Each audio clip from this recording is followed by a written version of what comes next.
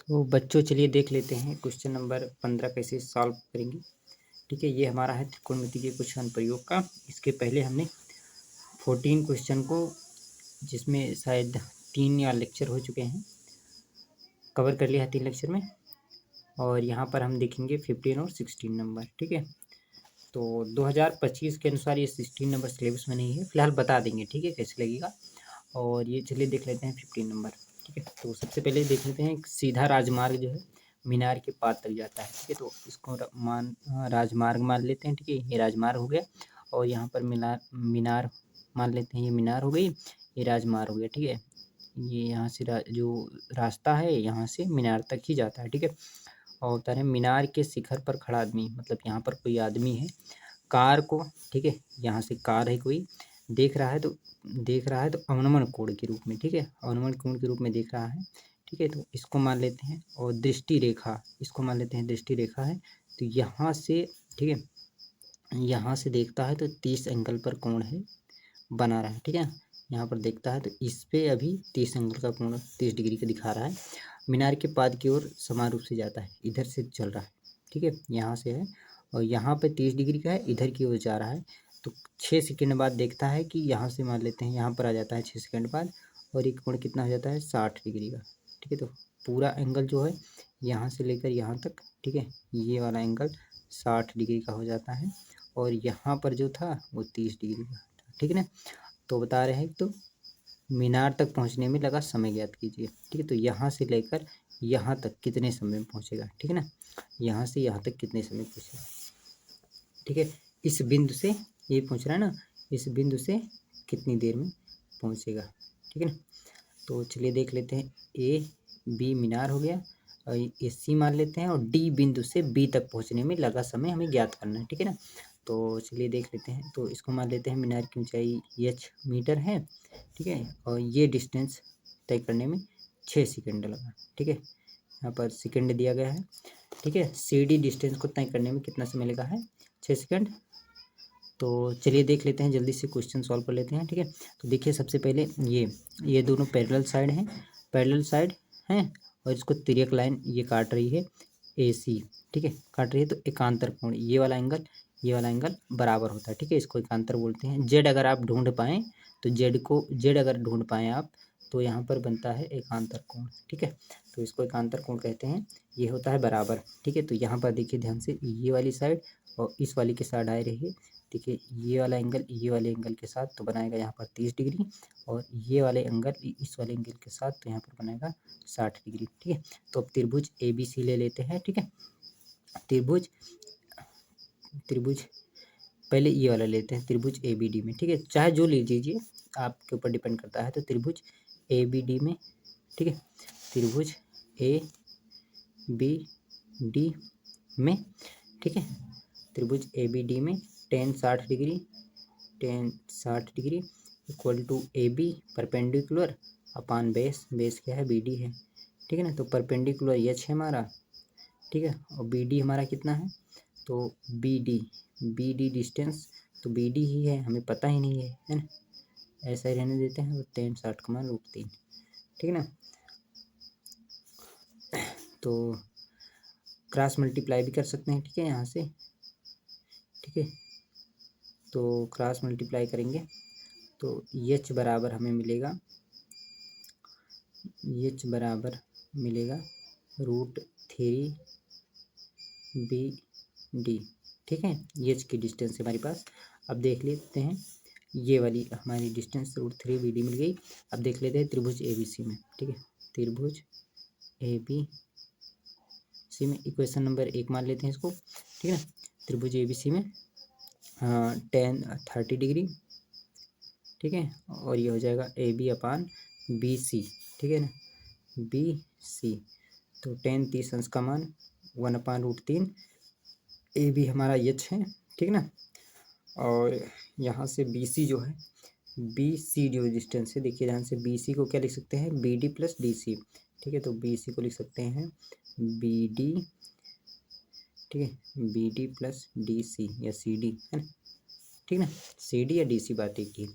तो ठीक है, और चाहे तो एच का मान यहाँ समीकरण 1 से रख भी सकते हैं। ठीक है, तो एच यहाँ से हो जाएगा एच का मान रख देते हैं, ठीक है, कोई दिक्कत नहीं।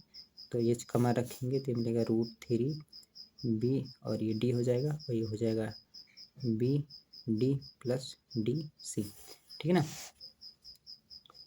ठीक, ये वाला पॉइंट। तो 1/√3, देखिए 1/√3 का यहाँ से गुणा करेंगे √3 का √3 में तो ये हो जाएगा 3 भाई, √3 का √3 में तो √9 मिलेगा और √9 को सॉल्व करेंगे तो कितना मिलेगा, 3 मिलेगा ना। कक्षा 9 में आप लोगों को बताया गया होता। ठीक है, तो यहाँ से ये मिल गया 3BD और 1 से इसका मल्टीप्लाई होगा तो ये तो इतना ही हो जाएगा BD प्लस DCD, ठीक है ना, या DC लिखें या CD, बात एक ही। तो यहाँ से अच्छा चलिए मतलब DC लिख देते हैं, कोई दिक्कत नहीं। ठीक, तो यहाँ से 3BD में से इसको इधर लाएंगे तो ये घट जाएगा तो यहाँ से मिलेगा DC, ये मिलेगा 2BD, ठीक है, 2BD बराबर DC, तो यहाँ से BD बराबर मिलेगा DC/2, ठीक है। तो देखिए DC को तय करने में लगा समय कितना है, 6 सेकंड। DC डिस्टेंस को, ठीक है, DC या CD डिस्टेंस को, CD है ना, प्रश्नानुसार कह रहा है, प्रश्न क्या कह रहा है, ठीक है, प्रश्नानुसार CD डिस्टेंस को, CD मीटर डिस्टेंस को, ऐसा लिखे CD मीटर डिस्टेंस को दूरी को तय करने में लगा समय, ठीक है, को तय करने में लगा समय, करने में लगा समय कितना है, 6 सेकंड है। 6 सेकंड है कि नहीं है भाई। तो जहाँ CD है वहाँ 6 सेकंड रख सकते हैं, ठीक ना, CD या DC बात एक ही। तो यहाँ से BD बराबर होगा 6/2, वहाँ से इसको काट लेंगे तो कितना मिलेगा, 3 सेकंड। यानी BD डिस्टेंस को तय करने में, ठीक है, तय करने में लगा समय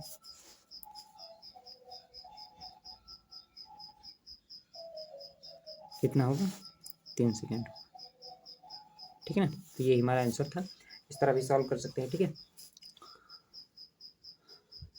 ठीक है। तो इस तरह से हम सॉल्व करेंगे। आप लोग चाहें तो स्क्रीनशॉट ले सकते हैं, ठीक है। तो चलिए देख लेते हैं इस प्रश्नावली का लास्ट क्वेश्चन। ये हमारा 15 नंबर का सवाल था, ठीक है, तो हमारा 15 नंबर था। चलिए देख लेते हैं 16 नंबर। देखिए, मीनार के आधार से और एक सरल रेखा में 4 और 9 मीटर की दूरी पर स्थित दो बिंदुओं से मीनार के शिखर का उन्नयन बता रहे हैं। कोण जो है पूरक कोण है, ठीक है ना, पूरक कोण है। सिद्ध कीजिए कि मीनार की ऊंचाई मतलब 6 मीटर है, ठीक है ना। तो हमें सिद्ध करना है मीनार की ऊंचाई 6 मीटर होगी, ठीक है। तो यहाँ पर कह रहा है कि कोई एक मीनार हो गया, मीनार के आधार से 4 मीटर, ठीक है, और मीनार के आधार से 9 मीटर, मतलब यहाँ से यहाँ तक और यहाँ से यहाँ तक, ठीक है, ठीक है। उन्नयन कोण अलग अलग है। तो आधार से मतलब AB मान लेते हैं, तो B से C मान लेते हैं 4 मीटर है, और B से D हमारा जो है, मान लीजिए यहाँ पर D पॉइंट है, तो यहाँ से B से और D की डिस्टेंस है वो 9 मीटर है, ठीक है। तो आप बता सकते हैं, ठीक है ना, ये 9 मीटर है और यहाँ पर हमें सिद्ध करना है। तो मान लीजिए, ठीक है, उन्नयन कोण बता रहे हैं कितना है, पूरक कोण है। तो पूरक कोण होता है ऐसे दो कोण जिनका योग 90 डिग्री हो, ठीक है ना, ऐसे दो कोण जिनका योग कितना हो, 90 डिग्री हो, ठीक। तो यहाँ पर मान लेते हैं एक कोण बना रहा है थीटा, तो दूसरा क्या हो जाएगा, 90 माइनस थीटा होगा, ठीक है। पूरक कोण की डिफिनेशन ये होती है 90 डिग्री माइनस थीटा। अब इनका योग, अब आप उदाहरण के लिए 30 मान सकते हैं, 60, 45, 45 मान सकते हैं, ठीक है, जिसका मान आप पता हो, ठीक है। तो इसको ऐसे मान सकते हैं, ठीक है आप लोग। तो ऐसे दो कोण जिनका योग कितना हो, अलग अलग हो सकते हैं, इनमें से दो कोई ले लीजिए, आपको हो जाएगा, ठीक है। तो आप मानने के लिए आप 30 मान सकते हैं, 60 मान सकते हैं, इन दोनों का योग 45, 45 ले सकते हैं, ठीक। लेकिन 45, 45 लेंगे तो गलत हो जाएगा, ठीक है ना। तो 60, 30 ज़्यादा ठीक रहेगा, ठीक। 45, 45 तो मतलब एक ही बिंदु होगा ना, नहीं भाई ऐसे मीनार की डिस्टेंस तो फिक्स हो जाएगी, है ना, मीनार की डिस्टेंस ये वाली ऊंचाई तो फिक्स हो जाएगी। तो देखिए ये पॉइंट और यहाँ से पॉइंट दोनों के अलग अलग लिए सेम कोण नहीं होगा, ठीक है, या तो ये पॉइंट इधर होना चाहिए। तो यहाँ पर 30 और 60 ज़्यादा सही रहता है, ठीक है। यहाँ से मानते तो कोई दिक्कत नहीं, इसी को मान लेते हैं, ठीक है ना, ठीक है। तो मान लेते हैं एच ऊंचाई है इसकी, ठीक है। तो एच बराबर हमें 6 मीटर निकालना है, ठीक है ना। तो चलिए देख लेते हैं। त्रिभुज ABC में, सिलेबस में नहीं है, मैं केवल इसे बता दे रहा हूँ, ठीक है। त्रिभुज ABC में देखिए, त्रिभुज, ठीक है, त्रिभुज ABC में tan 90 माइनस थीटा, ये हो जाएगा AB/BC, ठीक है ना। और 90 माइनस थीटा होता है कॉट थीटा, ठीक है, कॉट थीटा। तो AB का मान H है और BC का मान हमारा 4 है। इसको इक्वेशन नंबर, तो H बराबर ऐसे रहने देते हैं, तो H बराबर यहाँ से निकालेंगे, तो H बराबर यहाँ से मिलेगा 4 कॉट थीटा, ठीक है। तो यहाँ से मिलेगा 4 कॉट थीटा, ठीक है ना। अब देख लेते हैं त्रिभुज ABD में, इक्वेशन नंबर 1 मान लेते हैं। तो त्रिभुज ABD में, ठीक है ना, त्रिभुज ABD में ये हो जाएगा tan थीटा बराबर हो जाएगा, tan थीटा बराबर हो जाएगा हमारा AB/BD, ठीक है। तो tan थीटा ऐसे रहने देते हैं। AB का मान ये अच्छा हमारा, और BD हमारा कितना है, BD है हमारा 9 मीटर, ठीक है। तो यहाँ से H बराबर कितना मिला, ठीक है, H बराबर हमें मिला यहाँ से 9 tan थीटा, ठीक है।